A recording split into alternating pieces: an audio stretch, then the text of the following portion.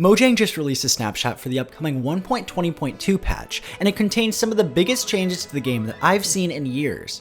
From wandering traders, to diamond spawning, to entirely changing how villagers work. Yeah, diamonds are becoming more common when mining in Deep Slate, but that's not the biggest change here. The one to villagers is far more drastic. As you know, depending on where a villager spawns, it'll be a different type. Plains villagers spawning in plains biomes, taiga villagers in taiga biomes, and so on. But now, enchanted books are exclusive to different villager types. For example, the only books that you could get from desert villagers are Infinity, Thorns, and Fire Protection. And at the maximum level, they have a 100% chance of offering an Efficiency 3 book. That's it. From any other desert villager in the entire world, those are the 4 books you can get. Let's look at another. Plain villages are probably the most common type. Everybody's seen them. The only books that they can give are Punch, Smite, and Bane of Arthropods, with a 100% chance of always trading Protection 3 at max level. This isn't like how it is right now, where no matter what villager, you can always get any of the books that you want. The exclusive trades for exclusive villager types don't stop there though. You see, there's actually 2 secret villager types, Jungle and Swamp.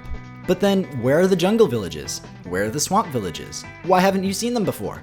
Because there aren't. Those villages don't exist in the game. A villager takes on whatever type of biome it's born in. So in order to get those 2 secret types and get access to a large amount of enchanted books, you have to manually transport villagers all the way over to a jungle or swamp just to get access to a couple more trades. There's stuff like Respiration, Feather Falling, and Depth Strider, but the 2 biggest changes, arguably the 2 books that every single villager trader always tries to get, are Mending books and Unbreaking 3 books. Mending is exclusive to swamp villagers, and Unbreaking is exclusive to jungle. So if you want to get Mending or Unbreaking, you have to transport villagers all the way over to a swamp or a jungle. And I'm sure many of you know how painful it is to work with villagers. There is some good news though.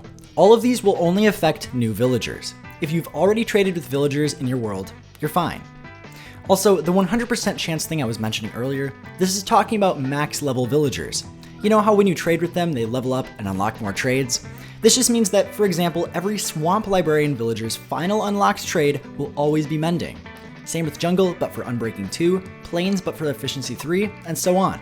You're not going to have that random chance factor anymore of constantly resetting their trades. There's pros and cons, but everything seems more balanced. The only thing I'm worried about though is having to transport all sorts of villagers to one central spot, or individually trading with them across my world. I will admit, it's a little bit nice knowing that I'll have a 100% chance of getting a Mending book, at the cost of having to travel a really far distance from my base. So essentially, this update means that if you want to make a complete trading haul, you have to search out each villager of each type. You can't just get all the trades from one village. This will result in a drastic playstyle change for many people, who may choose getting powerful gear that early is not worth the pain. Besides the controversial villager trades, one thing that I think is absolutely amazing that they changed was to wandering traders. They are now able to sell a couple more random things and also have the ability to buy items. That was one of the biggest problems they had, where if you had no emeralds to begin with, their trades were useless. I'm glad this has been fixed, so you don't have to find a village just to trade with them. They also actually have just lower prices in general. I think they're actually worth something now, and you aren't just gonna instantly get rid of them. Subscribe for more Minecraft news updates. Thank you so much for watching. I'll see you all later. Bye-bye.